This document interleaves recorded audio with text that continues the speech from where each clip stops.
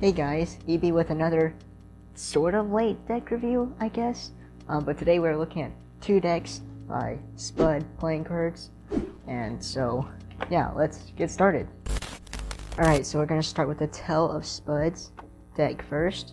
So here is the box, Volume 1.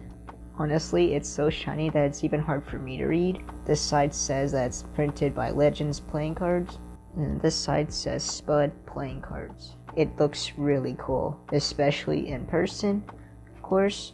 And when you open up the box, it's actually shiny on the inside as well.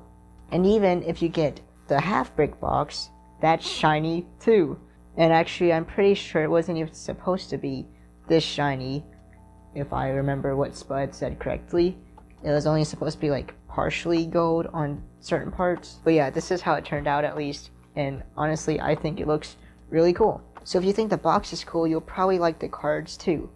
So here we have this really shiny bag. It's holographic and it's one way, kind of cartoony with some potato characters. Again, it's one way though, so when you do your fan, it'll look a little odd at some parts, but that's what it looks like in a fan. So that's the back design. It also comes with two jokers that look like this. And then all of the cards themselves are customized. Yeah, you've even got that one pip that's custom. Actually, you got a few pips that are more custom than the others with the potato characters. And the holographic foiling doesn't really affect the cards too much. It does make them thicker, however, it's not too thin like the holographic fontaines were. And they, of course, can fan, as we see here. Now, farrowing, we'll do a farrow test. It farrows, but it took a little bit of effort in that direction. We'll try in the other direction. That was a much better farrow.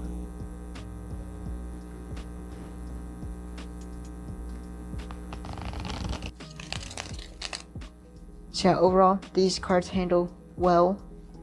They're just a little bit thick, but they're kind of snappy.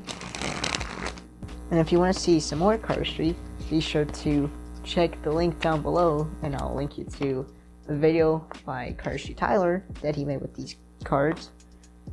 Well, actually, that I was also involved in too. Kind of just plugging in things here. But yeah, the foiling or the Legends quality does not really interfere with how they handle, and that's good. Pretty cool deck. Alright, so now we'll move on to the revision deck, which is a completely different kind of style. And I believe this deck was actually released before the Tale of Spuds. But here's what the box looks like. A lot more plain. And of course the bottom says Spud and has some information. And I kept some of the cellophane on just because I wanted to. And then here at the top it says revision.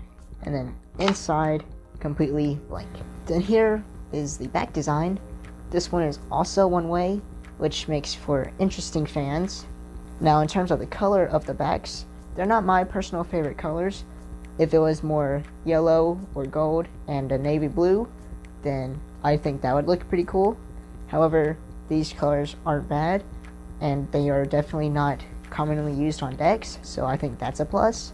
But yeah, this is more of a topography kind of deck, I think. But yeah, again, here's what the fan looks like. Here are the jokers. The gray one says, sometimes it's okay to stop, in this small text down here. And then the other one says, sometimes it's not. So honestly, I'm not entirely sure what the meaning of that is, but that's pretty interesting. And then here are your two other extra cards. And then here are your face cards. That one pip that's lined out, I guess, and then recolored on the what would be the red cards. Ace of Spades. I like the AS here.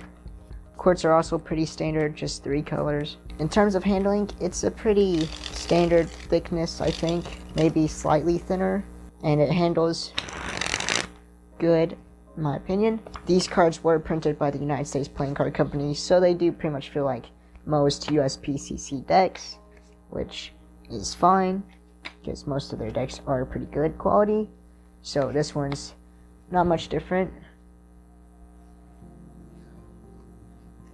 I do like the way this deck handles, and it definitely handles better than the Tale of Spuds, but that's obviously because this one doesn't have any holographic or shine to it. But, you know, pretty simple, not bad. Okay, so for some concluding thoughts, while these decks aren't technically my style, I prefer a lot more of spacey kind of decks. These are still some really cool cards though, in my opinion, and I think they're for a very reasonable price as well. And I think there's still some available on Spud's website that I'll leave down in the description box down below. But thank you very much to Spud for giving me these cards at the Indiana Card Jam a while ago. Really cool guy, nice to meet you. Hope to meet you again. Be sure to check out cards, and Spud's got good cardistry as well. I mean, obviously, I don't know what this is anymore. But yeah, hopefully you enjoyed this video. If you did, be sure to give it a like and subscribe, and hopefully I'll see you next time.